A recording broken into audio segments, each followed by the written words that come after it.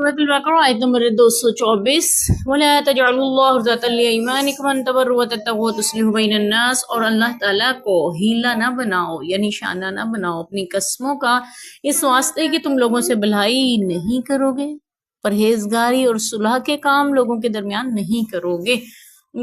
वल्लाहु समीउन अलीम, और अल्लाह सुनने वाला और जानने वाला है। ऐसी कस्में खाना जिसमें इंसान नेकी और भलाई के काम से रुकने की कसम खाए, अल्लाह ने फरमाया अल्लाह को इस काम के लिए उसके नाम को इस्तेमाल ना किया जाए। इस आयत का मफहूम कुछ यूँ हमें समझ में आ रहा है कि अल्लाह को इस बात का निशाना ना बनाओ, अल्लाह की कस्मों को, कि तुम लोगों में नेकी नहीं करोगे, भलाई नहीं करोगे, तकवार लोगों की सुलह नहीं करवाओगे, तो नेक काम से रुकने के लिए कसम नहीं खानी चाहिए। अल्लाह सब कुछ सुनने वाला और सब कुछ जानने वाला है। कसम खानी किस लिए चाहिए फिर? कसम के आदाब हैं जो शरीयत ने हमें दिए। एक तो ये सबसे पहली बात कि कसम खाई जाए जब भी ज़रूरत पड़े तो अल्लाह के नाम की कसम खाई जाए। हम आगे चल के मज़ीद इसकी तफसील भी पढ़ेंगे जहाँ पे ये जिक्र होगा कि कसम लगव कस्मों पे अल्लाह गिरफ्त नहीं फरमाते। दिल के पुख्ता इरादे के साथ जो कसम खाई जाए और उसको पूरा ना किया जाए तो फिर उस पे कफ़ारा भी अल्लाह ने रखा है। तो यहाँ पे भी अगली आयत में अल्लाह यही जिक्र कर रहे हैं।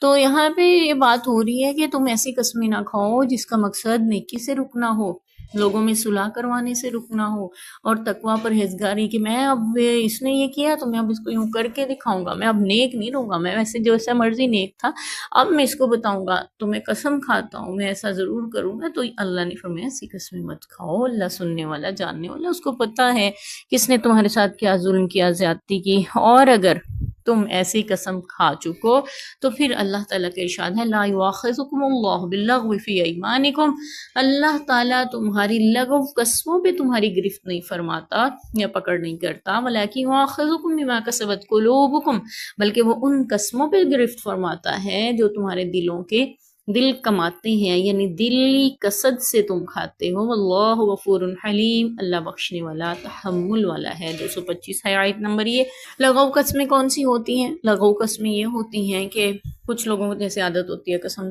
से हर बात पे कहना, इसको लगाव कसम कहा जाता है। और जिस कसम को पूरा करना ज़रूरी है वो है जो दिल के इरादे से खाई जाए, दिल का कसद करके नीयत के साथ कि मैं ये काम करूँगा या नहीं करूँगा, तो ये कसम खाई जाए, फिर उसको पूरा करना उस पर वाजिब ठहरता है। और अगर वो पूरा नहीं करेगा तो अल्लाह ने फरमाया फिर अल्लाह तुम्हारी गिरफ्त करेगा। फिर क्या गिरफ्त है?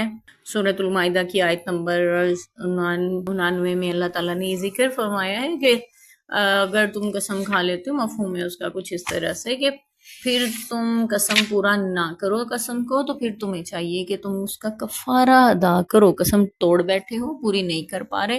पहली बात तो ये कि कसम अल्लाह के नाम की खाई जाए। दूसरी बात ये है कि कसम नेकी के काम से रुकने की ना खाई जाए। तीसरी बात ये है कि कसम जो है वो किसी गुनाह के करने की ना खाई जाए कि मैं उसे जो है मज़ा चखा के रहूँगा या उसको जो है वो तकलीफ़ दे के रहूँगा। और चौथी बात ये है कि अगर तुमने कसम खा ली है तो फिर उसको पूरा करें। हराम और गलत कसम खा ली है तो फिर उसको पांचवी बात ये हो जाएगी कि उसको तोड़ दिया जाए, क्योंकि नेकी से रुकने की कसम खाना इसकी शरीयत हमें इजाज़त नहीं देती। ऐसी कोई कसम खा ली हो तो उसको तोड़ना वाजिब ठहरता है। और फिर छठी बात ये है कि अगर तुमने सही कसम खाई थी, जायज़ कसम खाई थी, और फिर उसको पूरा नहीं कर पाए, तोड़ दिया, तो फिर तुम्हारे ऊपर कफ़ारा है। और वो कफ़ारा अल्लाह ने सूरह माइदा में ज़िक्र किया, और वो ये है आयत नंबर 99 में। उसका मफ़हूम ये है कि तुम या तो 10 मिस्किनों को खाना खिलाओगे औसत दर्जे का, जो तुम अपने घर वालों को खिलाते हो, और यानी वुसअत वाला अपनी वुसअत के मुताबिक ही खिलाता है, और तंगदस्त अपनी तंगदस्ती के मुताबिक, तो उसी के मुताबिक तुम 10 मिस्कीनों को, ज़रूरतमंदों को खाना खिलाओगे या उन्हें कपड़े पहनाओगे। अब ये कपड़े पहनाने में इसमें मुख्तलिफ आरा पाई जाती हैं कि वो कपड़े क्या शलवार कमीज़ और दुपट्टा होंगे, या फिर सिर्फ़ कमीज़ होगी या सिर्फ़ चादर होगी। तो सिर्फ़ एक चादर देना 10 मिस्कीनों को, यानी 10 मिस्कीनों में एक एक चादर तकसीम, 10 चादरें तकसीम कर देना भी कफ़ायत कर जाता है। लेकिन 10 सूट ख़रीद के आप दे दें तो ये भी बेहतर है। या तो 10 मिस्किनों को खाना खिलाएं या कपड़े पहनाएं। और तीसरी बात यह है या फिर तुम गुलाम आज़ाद कर दो। ایک غلام آزاد کر دو، یہ تمہاری قسم کا کفارہ ہو جائے گا۔ اگر غلام آزاد نہیں کر سکتے، 10 مسکینوں کو کھانا نہیں کھلا سکتے، ان کو کپڑے نہیں پہنا سکتے، اتنی طاقت گنجائش وسعت نہیں ہے، تو پھر اللہ تعالیٰ نے فرمایا تم پر واجب ٹھہرتا ہے کہ تم 3 روزے رکھو، یہ تمہاری قسم توڑنے کا تم پر کفارہ واجب ٹھہرتا ہے۔ تو اس لیے اپنی قسموں کی حفاظت کریں، ان کو پورا کریں، کھائیں تو آداب شریعت کو مد نظر رکھتے ہوئے کھائیں، اور پھر اس کو نبھائیں، پورا کریں۔ نہیں پوری ہو سکی کوئی قسم تو پھر اس کے اوپر کفارہ ادا کریں، 10 مسکینوں کو کھانا کھلائیں، کپڑے پہنائیں، غلام آزاد کریں، یا پھر ان میں سے کوئی بھی ایک، یا پھر 3 روزے رکھیں۔ واللہ غفور حلیم، اللہ بڑے ہی بخشنے والا اور تحمل والا ہے، اللہ تعالیٰ سے زیادہ معاف کرنے والا کوئی نہیں ہے۔ وہ دن رات ہمارے گناہوں، نافرمانیوں اور بغاوتوں کو دیکھتا ہے، پھر بھی ہمیں رزق دیتا ہے، پھر بھی ہم پہ اپنی نعمتوں کی برکھائیں برساتا ہے، پھر بھی ہمارے لیے دن رات کے نظام کو لگا رکھا ہے، اور وہ بڑی تحمل والا ہے، جلد باز نہیں ہے انسان کی طرح کہ جلدی سے وہ قسم کھا لی، پھر بعد میں پچھتاوا ہوا تو توڑ دی۔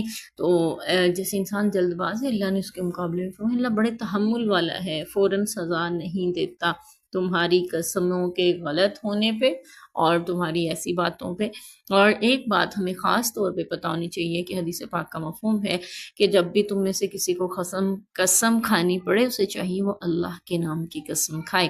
اب اللہ کی قسم کھانا یا قرآن پاک کی قسم کھانا، قرآن پاک بھی چونکہ اللہ کا کلام ہی ہے، اس نسبت سے علماء یہ کہتے ہیں کہ قرآن پاک کی قسم کھانا بھی اللہ کی قسم کھانے کے مترادف ہی ہے، تو قرآن پاک کی قسم بھی کھائی جا سکتی ہے کیونکہ وہ اللہ ہی کا کلام ہے، اور اللہ ہی کی قسم کھانے کے لیے ہم قرآن پاک کو بھی سامنے رکھتے ہیں۔ تو اللہ کے علاوہ کسی اور کی قسم کھانا شرک کے زمرے میں آتا ہے۔ ہمارے یہاں اس بات کو سمجھا ہی نہیں جاتا، اور کبھی اپنے ماں کی قسم، کبھی باپ کی قسم، کبھی شوہر بیوی کی قسم، اور کبھی بچوں کی قسم، کبھی کسی کے سر کی قسم کھائی جا رہی ہوتی ہے، تو یہ شریعت کے منافی اعمال ہیں۔ ہمیں ان کا علم ہونا چاہیے کہ اللہ کے علاوہ کسی اور کی قسم کھانا شرک کے زمرے میں آتا ہے، اللہ تعالیٰ ہمیں اس سے محفوظ فرمائے۔ دانستگی میں یا نادانستگی میں اگر کبھی ایسی قسم کھا لی ہو تو اللہ سے اس کی معافی بھی مانگی جائے۔ اور ایک اور تصور بھی پایا جاتا ہے، وہ یہ کہ ہمارے ہاں قسم کھانے کے بعد اگر جھوٹی قسم کھا لی کسی کی، تو سمجھا جاتا ہے کہ اگر کسی کی جھوٹی قسم کھائی تو وہ شخص مر جائے گا، سچی قسم تو کھائی پھر تو ٹھیک ہے، پھر نہیں مرے گا، لیکن اگر ہم نے اس کی جھوٹی قسم اٹھا لی کہ باپ کی قسم ہے یا ماں کی قسم ہے، وہ سچ کہہ رہا ہے یا حالانکہ وہ جھوٹا ہو تو قسم کھانے میں، تو پھر وہ ماں مر جائے گی یا باپ، نعوذ باللہ، جس کی بھی قسم کھائی وہ مر جاتا ہے۔ تو یہ تصور بھی شریعت کے منافی ہے۔ اللہ تبارک و تعالی نے تمام نفوس کی یعنی جتنے بھی جاندار ہیں ان کی وقت مقرر کیا ہے موت کا۔ کوئی بھی نفس اپنے وقت مقررہ سے نہ تو پہلے مر سکتا ہے اور نہ کوئی اس کی زندگی کو ختم کر سکتا ہے۔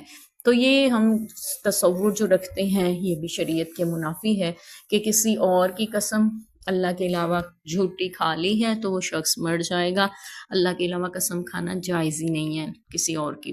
اور دوسری بات یہ کہ وہ جھوٹی قسم اگر کھا رہا ہے اس کے سر کی یا اس کی تو وہ مر جائے گا، تو یہ تصور بھی شریعت کے منافی ہے، اس کو بھی بدلنا ضروری ہے۔ ہمیں پتہ ہونا چاہیے کہ کوئی کسی کے ان باتوں یا ان بددعاؤں کی وجہ سے نہیں مرتا۔ اور تیسری بات یہ ہے کہ سچی قسم کھائیں حق پہ، شریعت کے اصولوں کے مطابق، اور قسم کھائیں تو اس کو پورا کریں، اور اگر پورا نہیں کر پا رہے، نبھائی نہیں گئی، تو پھر اس پہ اپنا کفارہ ادا کریں۔ اللہ تعالیٰ ہمیں قسموں کی حفاظت کرنے والا بنائے۔ یہاں پہ بھی اللہ نے ذکر فرمایا ہے کہ ہمیں اللہ تعالیٰ گرفت نہیں کرتا، لغو قسموں پر کسی کا مواخذہ نہیں کرتا، یہ بھی اس کا کتنا کرم رحم ہے۔ ورنہ کچھ لوگوں کو جو عادت ہوتی ہے قسم سے ہر بات میں جملے میں تکیہ کلام بنایا ہوتا ہے، تو اس پہ بھی اگر گرفت ہونے لگتی تو انسان کا کیا حال ہوتا، اور وہ کیسے بیچارہ اتنے کفارے ادا کر پاتا۔